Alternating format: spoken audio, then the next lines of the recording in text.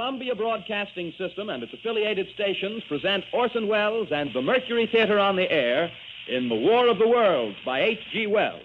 We know now that in the early years of the 20th century, this world was being watched closely by intelligences greater than man's, and yet as mortal as his own.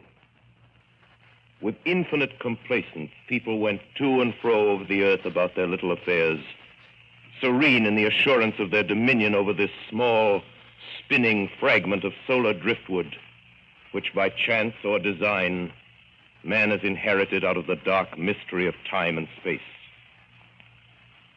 Yet across an immense ethereal gulf, minds that are to our minds as ours are to the beasts in the jungle, intellects, vast, cool, and unsympathetic, regarded this earth with envious eyes and slowly and surely drew their plans against us.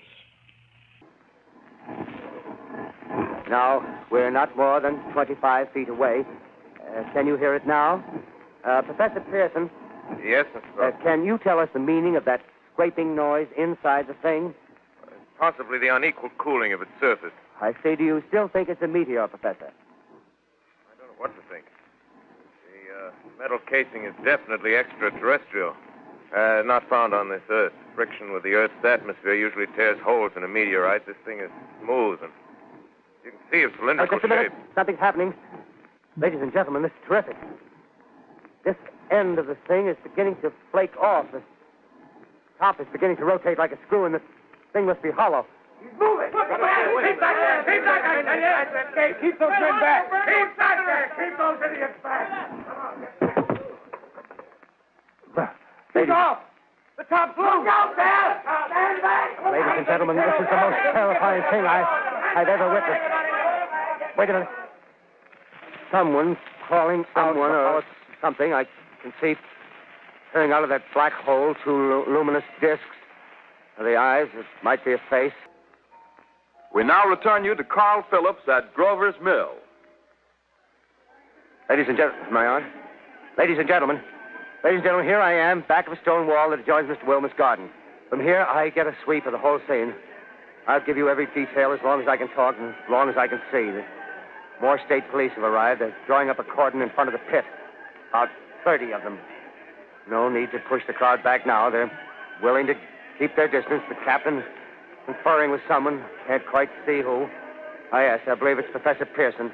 Yes, it is. Now they've parted, and the professor moves around one side, studying the object while the captain and two policemen advance with something in their hands. I can see it now. It's a white handkerchief tied to a pole.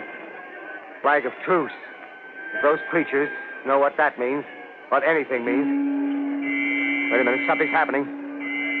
Humped shape is rising out of the pit. I can make out a small beam of light against a mirror.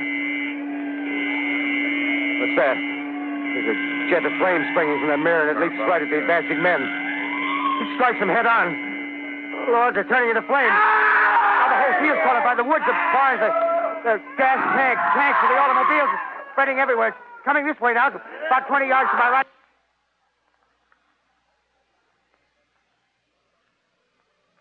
Ladies and gentlemen, due to circumstances beyond our control, we are unable to continue the broadcast from Grover's Mill. Evidently, there's some difficulty with our field transmission.